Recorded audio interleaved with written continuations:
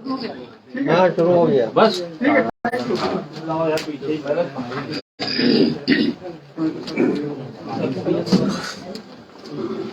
Hello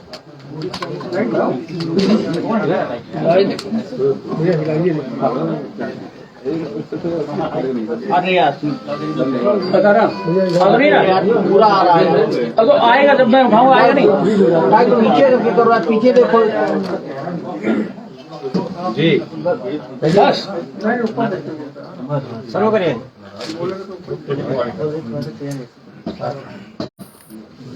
शुरू किया जाए। जी शुरू करिए सर। थोड़ा सा इधर से देखिए सर, इधर देखिएगा, सामने देखिएगा, सामने देखिएगा, इधर ना उधर। हाँ भाई ऐसे अरे सब तरफ देख लेंगे। चैनल पीछे है, ऊपर देख के बोलिए। मैं कुल देखूंगा, हमारे लिए सभी महत्वपूर्ण है। हाँ अब आप सही कहा। रोल है। ठीक है साहब।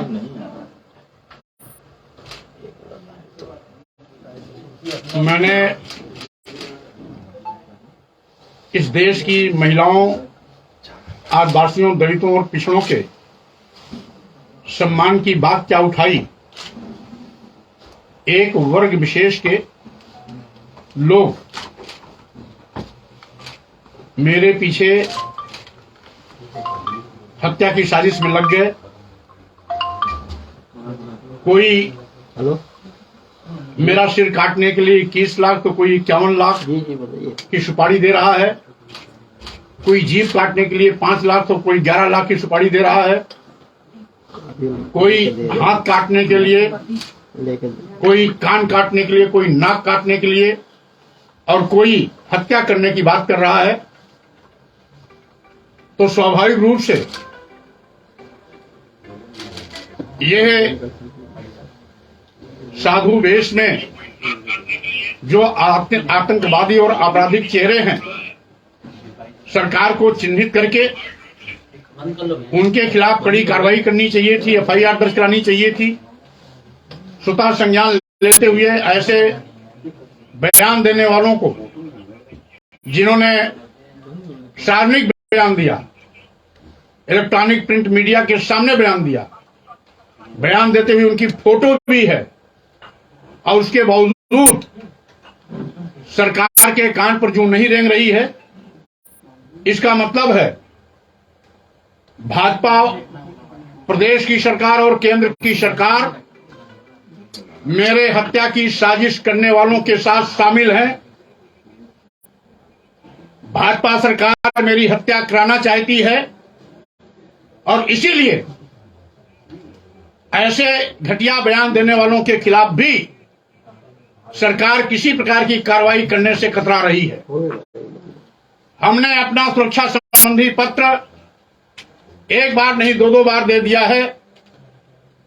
एक पत्र माननीय प्रधानमंत्री जी को और एक पत्र महामहिम राष्ट्रपति जी को। साथ ही साथ हमने उत्तर प्रदेश के प्रमुख सचिव गृह को भी इस आशय का पत्र दिया। इसके पहले भी मैं माननीय मुख्यमंत्री जी को, प्रमुख सचिव गृह को, भारत सरकार के माननीय प्रधानमंत्री जी को और प्रमुख सचिव गृह को, माननीय गृह मंत्री भारत सरकार को भी पहले भी पत्र भेज चुका हूं। अभी हाल में जो मैंने पत्र भेजा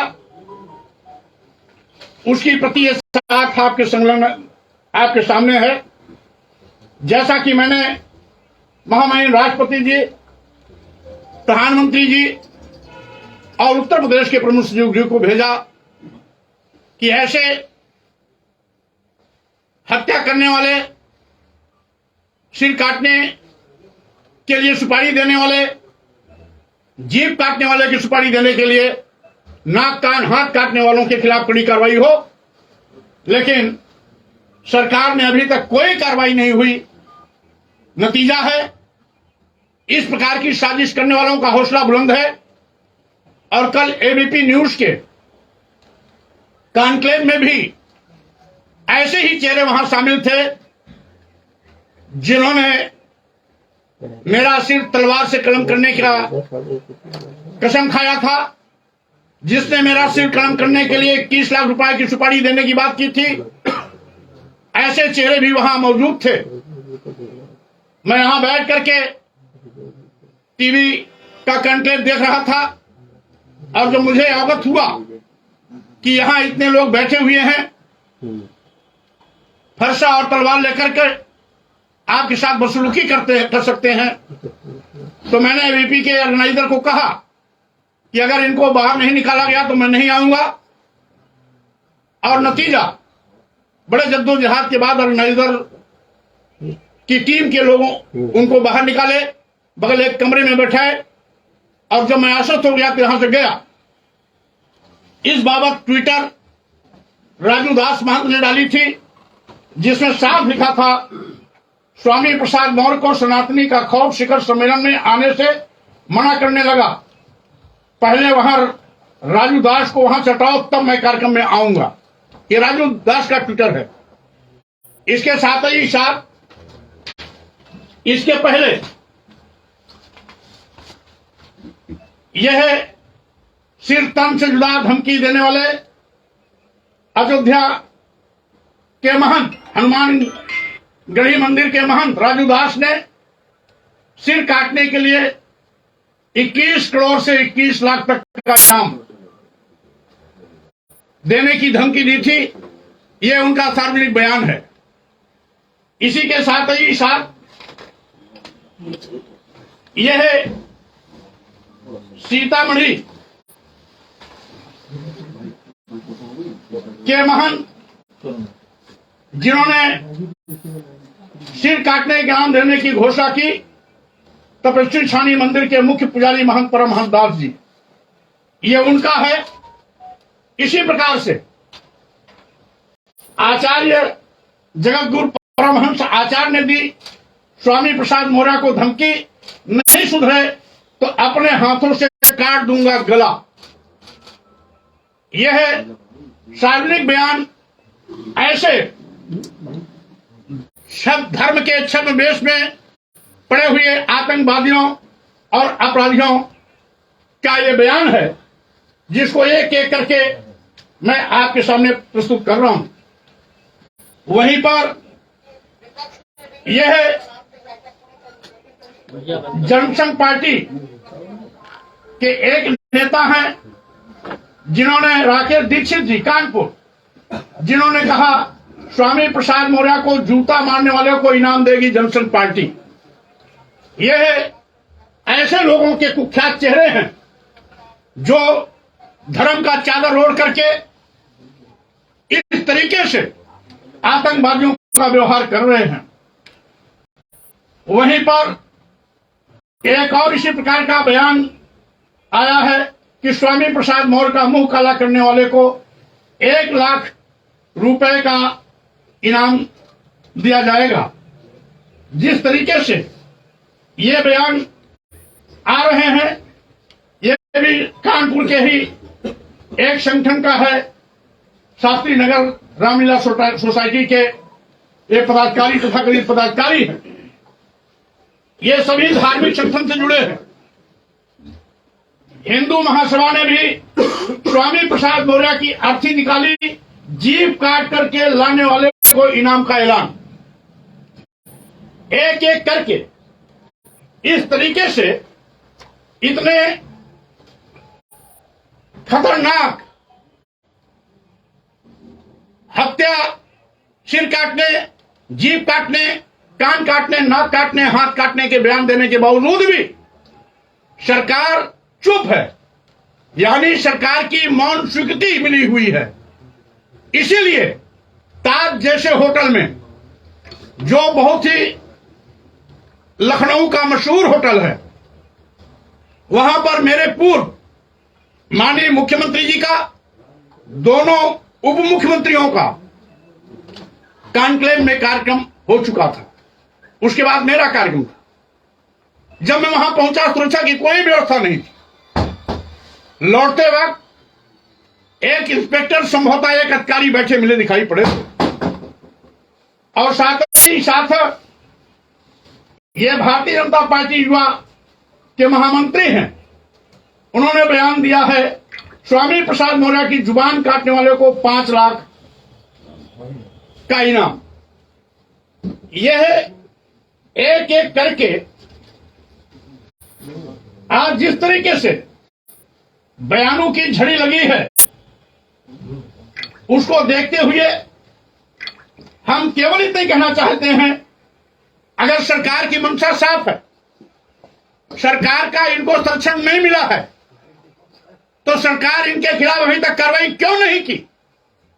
अगर कार्रवाई नहीं किया है तो इसका मतलब है मेरी हत्या की साजिश में भाजपा सरकार शामिल है। आपके चैनल की मीडिया के माध्यम से मैं पूरे देशवासियों से इस बात की अपील करता हूं कि आप सब शांति बनाए रखेंगे। मेरे ऊपर कितना भी हमला हो, कितना भी धमकियां क्यों ना आए, सरकार भी क्यों न शामिल हो, मैं महिलाओं के सम्मान, आदिवासियों, दलितों, पिछड़ों के सम्मान की बात अगर उठाई है तो पीछे कदम नहीं हटाऊंगा। अंतिम सांस तक मैं महिलाओं, आदिवासियों, दलितों और पिछड़ों के सम्मान की बात को उठाता रहूंगा। धर्म की आड़ पर इनको नीच, अधम, अपमानित और प्रताड़ित करने वालों के खिलाफ मेरी ये मोर्चेबंदी चलती रहेगी। आज भी मेरा आग्रह है कि देश की महिलाओं, आदिवासियों, दलितों, पिछड़ों को सम्मान दिलाने के लिए अगर सही मायने में साधु संत हैं तो धैर्य और संयम के साथ इस पर विचार करें, संशोधित कराएं या इन पंक्तियों को रामचरितमानस से बाहर करें। हम सभी धर्मों में आस्था रखते हैं, सभी संतों, धर्मगुरुओं का मैं सम्मान करता हूं, लेकिन आतंकवादी भाषा बोलने वाले साधु वेश में जो छिपे हुए खूनी भेड़िए हैं, उनको मैं साधु संत की कतार में नहीं मानता। साधु संत आदर्श के प्रतीक होते हैं, वो समाज और देश को दिशा देते हैं। साधु संत किसी की हत्या करने के लिए सुपारी नहीं देता है। सिर काटने, जीभ काटने, कान काटने, नाक काटने, हाथ काटने की बात नहीं करता है। इसलिए ऐसे साधु संत जो इस प्रकार की बयानबाजी से बहुत दूर हैं, मैं उन सबका सम्मान करता हूं, लेकिन जो इस प्रकार के बयान दे रहे हैं वो आतंकवादी, अपराधी हैं, वो साधु संत कभी नहीं हो सकते हैं। इसी प्रकार से एक मंडलाध्यक्ष है जिन्होंने बयान दिया है, भाजपा के मंडलाध्यक्ष हैं, बयान दिया है कि स्वामी प्रसाद मौर्य को जूता मारने वाले के लिए 51,000 रुपए का इनाम। इस तरीके से एटा राजारामपुर का है, कासगंज का। इसी प्रकार से हिंदू जागरण ने स्वामी प्रसाद मौर्य को जूते चप्पल से पीटने की धमकी दी। इसी तरीके से आज यह स्वामी प्रसाद मौर्य का वध कर देंगे, इस प्रकार का बयान हमारे तथाकथित धर्म के ठेकेदारों के एक साथी ने दिया। संदीप आचार्य ने धमकी दिया कि स्वामी प्रसाद मौर्य को बम लगा करके ब्लास्ट करके खत्म कर दो। यह इनका असली चरित्र है। और यही साधु संत, तथाकथित साधु संत कहते हैं कि मौर्य जी हमको आतंकवादी कहते हैं, अपराधी कहते हैं। अगर आतंकवादियों का व्यवहार करोगे तो स्वाभाविक रूप से आप आतंकवादी हो। अपराधियों का व्यवहार करोगे तो सही मायने में आप अपराधी हो। इस तरीके से मैं कल एक वीडियो का भी हवाला करना चाहता हूं। जाने वाले पहले बीजेपी में रहे और अब समाजवादी पार्टी के महासचिव के तौर पर जाने जाते हैं। मैं बात कर रही हूं स्वामी प्रसाद मौर्य जी की, और जोरदार तालियों से उनका स्वागत कीजिए। मंच पर आमंत्रित करती हूं और इस मंच को संचालित करेंगे मेरी सहयोगी रूबिका लियाकत। तौर पर जाने जाते हैं। मैं बात कर रही हूँ स्वामी घुमाइए नहीं, प्रसाद किधर का रखिए? कबीर सुन, इसको सुना है। लेकिन सर ये पर्सनल मतलब अब बात करना कीजिए सर, ये किसी और चैनल का हम लोग नहीं दिखा सकते ना, हमारी मजबूरी समझिए सर। मैं वही दे रहा हूँ। नहीं सर, ये किसी और चैनल का है, नहीं मैं दे रहा हूँ आपको मैटर। ये प्रसारित तो नहीं कर सकते हम लोग। आप मत करिए इसको, मैं आप ही बताता हूँ उत्तर। ये जिसमें रूबका लियाकत ने कहा कि मौर्य जी आपको घर से यहां तक पहुंचने में आप सकुशल रहे, फिर पूछा दो बार दूसरा कि मौर्य जी आपको ताज होटल की सफर करने में किसी प्रकार की कोई अड़चन तो नहीं आई। उनका इस प्रकार का पहला प्रश्न पूछना कहीं न कहीं जो कल का घटनाक्रम हुआ उसमें उनकी संलिप्तता और संदिग्धता दिखाई पड़ती है, जिसकी सूचना मैंने एबीपी के हेड को कल ही रात में भेज दिया है। तो इस तरीके से एक साजिश के तहत मैं देश की महिलाओं, आदिवासियों, दलितों, पिछड़ों के सम्मान की बात न करूं, इसलिए एक वर्ग विशेष के यथास्थितिवादी ताकतें मिलकर के मेरी हत्या की साजिश में लगी हुई हैं। इस हत्या की साजिश में भाजपा सरकार की भी संलिप्तता है। प्रदेश सरकार और केंद्र सरकार दोनों संयुक्त रूप से इस साजिश में शामिल हैं। अगर शामिल नहीं होते तो दो बार सुरक्षा हेतु प्रतिवेदन देने के बाद अभी तक कोई कार्रवाई न होना और इस प्रकार की धमकी देने वाले साधु वेश में आतंकियों, अपराधियों के खिलाफ एफआईआर न करना, उनको जेल न भेजना, उनके खिलाफ किसी प्रकार की कानूनी कार्रवाई न करना, इस बात का प्रतीक है कि यह कभी भी मेरी हत्या करा सकते हैं। लेकिन फिर भी मैं किसी की बदर घुड़की, धमकी और हत्या की साजिश से डरने वाला नहीं हूं। जो मैंने अभियान उठाया है कि धर्म की आड़ में महिलाओं, आदिवासियों, दलितों और पिछड़ों को नीच, अधम, अपमानित और प्रताड़ित नहीं करने दूंगा, ये बात सम्मान दिलाने तक चलती रहेगी जब तक देश की महिलाओं, आदिवासियों, दलितों और पिछड़ों को सम्मान नहीं मिलता, तब तक मेरी आवाज उठती रहेगी। बहुत बहुत धन्यवाद। सर, लेकिन कहना है आपको फंडिंग मिल रही है। राजू दास कह रहे हैं कि आपको बाहर से फंडिंग मिल रही है, इसीलिए आप ऐसा कर रहे हैं। अब 51 लाख 21 लाख रुपए सुपारी देने वाले को फंडिंग मिल रही है या स्वामी प्रसाद मौर्य जिसकी हत्या की साजिश हो रही है उसको फंडिंग मिल रही है, इसका अंदाज आप खुद लगा लें। सर, कल मारपीट हुई किसके साथ? दरअसल आप बोल रहे हैं कि उनसे आपको जान का खतरा है, लेकिन राजू दास बोल रहे हैं कि उनके साथ मारपीट हुई, उन्होंने प्रेस कॉन्फ्रेंस भी की। राजू दास के बयान को मैंने इसीलिए आपके सामने पहले दिखा दिया क्योंकि हम जानते थे कुछ लोग मेरी कही बात को विश्वास नहीं करेंगे, इसीलिए मैंने पहले उनकी कही बात को दिखाया, तब मैं बोला। किसके साथ मारपीट हुई थी सर? इंसिडेंट क्या था, जरा बता दीजिए।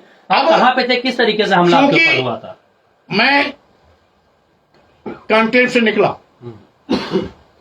रास्ते में जो कमरा था उसी में लोग बैठे थे। जैसे ही कमरा के सामने से 2 पग में आगे बढ़ा, तब तक ये एक झुंड में 5-6 साधु निकल आए मेरी ओर लपके। चूंकि मैं आगे 2 कदम निकल गया था, मैं आगे बढ़ता चला गया, अपनी गाड़ी पे गया, बैठा, पीछे कार्यकर्ताओं से उलझे तो समर्थकों किसी समर्थक को उन्होंने ठेला तो समर्थक ने प्रतिकार में उनको भी ठेला, जो बाद में जानकारी मिली। लेकिन चूंकि मैं आगे निकल गया, इसलिए बाद में क्या हुआ उस पूरे घटना की जानकारी नहीं है, लेकिन साजिश तो थी क्योंकि साधु संतों का कॉन्क्लेव में सोमवार 2 बजे के बाद था। ये सुबह 11 बजे से ही वहां बैठे थे। आखिर क्यों? जब 2 बजे के बाद इनको आना था, उसके पहले इनकी वहां पर मौजूदगी कहीं न कहीं मुझे अपमानित करने या मुझ पर हमला करने की थी, क्योंकि ये लोग सिर काटने के लिए 21,51,00,000 की घोषणा पहले कर चुके हैं। इसलिए सही मायने में अगर इनकी मौजूदगी थी तो वहां पर भारी भरकम सुरक्षा व्यवस्था होनी चाहिए थी, लेकिन सुरक्षा व्यवस्था के नाम पर वहां कुछ भी नहीं था। केवल लौटते वक्त एक इंस्पेक्टर और एक संभवतः अधिकारी जो भी रहे हों, एसडीएम या एडीएम, वहां बैठे दिखाई पड़े रास्ते बरामदे में। इसके सिवा वहां कोई नहीं था। स्वाभाविक रूप से ये बड़े घटनाक्रम की साजिश थी, लेकिन वहां पर मेरे समर्थकों की संख्या ज्यादा थी। ये लोग अपने मंसूबे में कामयाब नहीं हो पाए। तो क्या बोल रहे थे जब हमला किया आपके ऊपर, तो कुछ बोल रहे थे क्या आपको लेके? वो हमको रोकने के लिए कोशिश किया कि स्वामी प्रसाद मौर्य रुकिए, लेकिन मैं आगे निकल गया था, इसलिए मैंने अपनी स्पीड न रोकी न रुका, मैं आगे बढ़ता चला गया। नारेबाजी कर रहे थे? नारेबाजी उन्होंने किया, जय श्री राम का नारा दिया, तो हमारे समर्थकों ने जय संविधान का नारा दिया। एक तरफ जय श्री राम का नारा चला तो हमारे समर्थकों ने जय संविधान का नारा दिया, और उसके बाद मैं आगे निकल गया, गाड़ी में बैठा।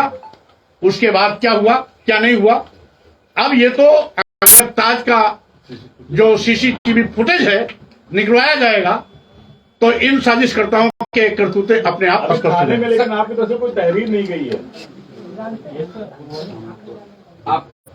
हमने सारे घटनाक्रम की जानकारी रात में ही पुलिस कमिश्नर को दे दिया है। लेकिन अब तक कोई एफआईआर की मैंने पुलिस कमिश्नर को दे दिया है।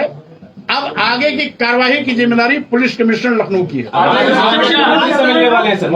आपने सुरक्षा की मांग की है, एफआईआर भी करेंगे। तहरीर दी है। अब चूंकि माननीय मुख्यमंत्री जी की अगर मौन स्वीकृति नहीं थी, तो मुख्यमंत्री जी के कार्यक्रम से ही लोगों की उपस्थिति वहां थी, जबकि साधु संतों का संवाद 2 बजे के बाद था, तो सुबह से आने का मतलब क्या था?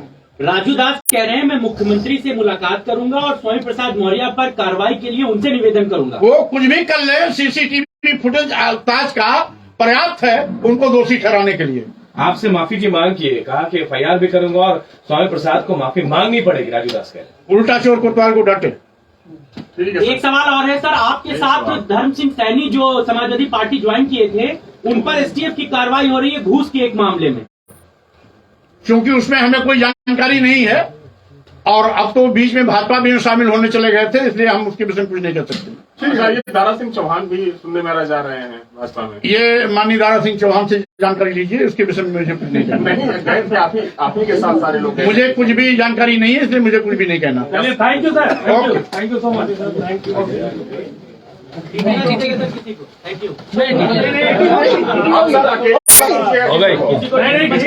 अकेले नहीं होगा। अकेले नहीं किसी को। हाँ, अकेले नहीं।